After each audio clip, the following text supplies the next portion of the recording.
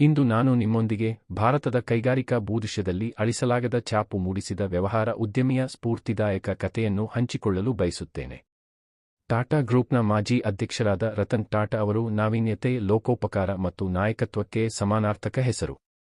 1937ರಲ್ಲಿ ಮುಂಬೈನಲ್ಲಿ ಜನಿಸಿದ ರತನ್ ಟಾಟಾ ಅವರು ಶ್ರೇಷ್ಠತೆಗೆ ಅರ್ಹರಾಗಿದ್ದರು.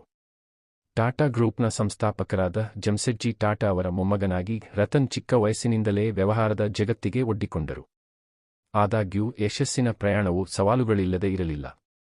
ಕಾರ್ನೆಲ್ ವಿಶ್ವವಿದ್ಯಾಲಯದಲ್ಲಿ ಶಿಕ್ಷಣವನ್ನು ಪೂರ್ಣಗೊಳಿಸಿದ ನಂತರ ರತನ್ 1961ರಲ್ಲಿ ಟಾಟಾ ಗ್ರೂಪ್ಗೆ ಸೇರಿದರು.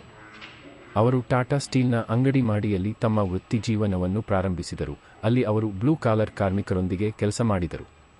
ಈ ಅನುಭವವು ಅವರಿಗೆ ಕಠಿಣ ಪರಿಶ್ರಮದ ಮಹತ್ವವನ್ನು ಕಲಿಸಿತು ಮಾತ್ರವಲ್ಲದೆ ಸಾಮಾನ್ಯ ಜನರ ಬಗ್ಗೆ ಸಹಾನುಭೂತಿಯ ಭಾವನೆಯನ್ನು ಅವರಲ್ಲಿ ತುಂಬಿತು.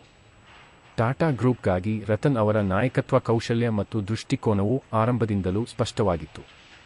1990ರಲ್ಲಿ ಅವರು ಟಾಟಾ ಸನ್ಸ್ನ ಅಧ್ಯಕ್ಷರಾಗಿ ಅಧಿಕಾರ ವಹಿಸಿಕೊಂಡರು ಮತ್ತು ಗುಂಪನ್ನು ಜಾಗತಿಕ ಸಂಘಟನೆಯನ್ನಾಗಿ ಪರಿವರ್ತಿಸಿದರು.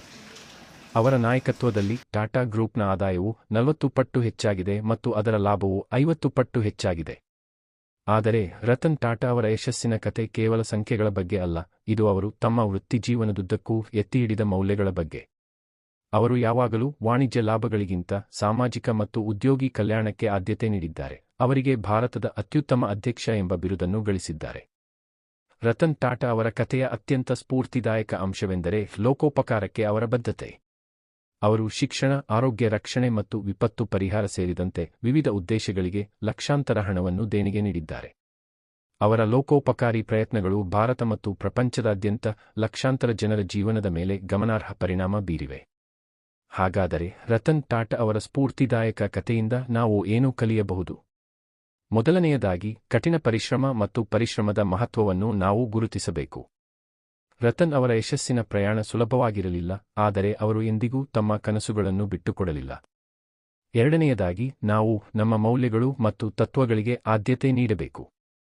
ರತನ್ ಟಾಟಾ ಅವರ ಸಾಮಾಜಿಕ ಮತ್ತು ಉದ್ಯೋಗಿ ಕಲ್ಯಾಣಕ್ಕೆ ಬದ್ಧತೆಯು ಲಾಭಕ್ಕಿಂತ ಮೊದಲು ಜನರನ್ನು ಇಡುವ ಪ್ರಾಮುಖ್ಯತೆಗೆ ಸಾಕ್ಷಿಯಾಗಿದೆ. ಕೊನೆಯದಾಗಿ, ನಮ್ಮ ಸುತ್ತಲಿನ ಪ್ರಪಂಚದ ಮೇಲೆ ಸಕಾರಾತ್ಮಕ ಪರಿಣಾಮ ಬೀರಲು ನಾವು ಶ್ರಮಿಸಬೇಕು. ರತನ್ ಟಾಟಾ ಅವರ ಲೋಕೋಪಕಾರಿ ಪ್ರಯತ್ನಗಳು ನಮಗೆ ತೋರಿಸಿವೆ, ದಯೆಯ ಸಣ್ಣ ಕಾರ್ಯವು ದೊಡ್ಡ ವ್ಯತ್ಯಾಸವನ್ನುಂಟು ಮಾಡುತ್ತದೆ. ಕೊನೆಯಲ್ಲಿ ರತನ್ ಟಾಟಾ ಅವರ ಕಥೆಯು ಉದ್ದೇಶ ಮತ್ತು ಅರ್ಥಪೂರ್ಣ ಜೀವನವನ್ನು ನಡೆಸುವುದರ ಅರ್ಥವನ್ನು ತೋರಿಸುತ್ತದೆ. ಅವರ ಪರಂಪರೆಯು ಶ್ರೇಷ್ಠತೆಗಾಗಿ ಶ್ರಮಿಸಲು, ನಮ್ಮ ಮೌಲ್ಯಗಳಿಗೆ ಆದ್ಯತೆ ನೀಡಲು ಮತ್ತು ಪ್ರಪಂಚದ ಮೇಲೆ ಸಕಾರಾತ್ಮಕ ಪರಿಣಾಮ ಬೀರಲು ನಮಗೆ ಸ್ಫೂರ್ತಿ ನೀಡುತ್ತಲೇ ಇದೆ. ವೀಕ್ಷಿಸಿದ್ದಕ್ಕಾಗಿ ಧನ್ಯವಾದಗಳು.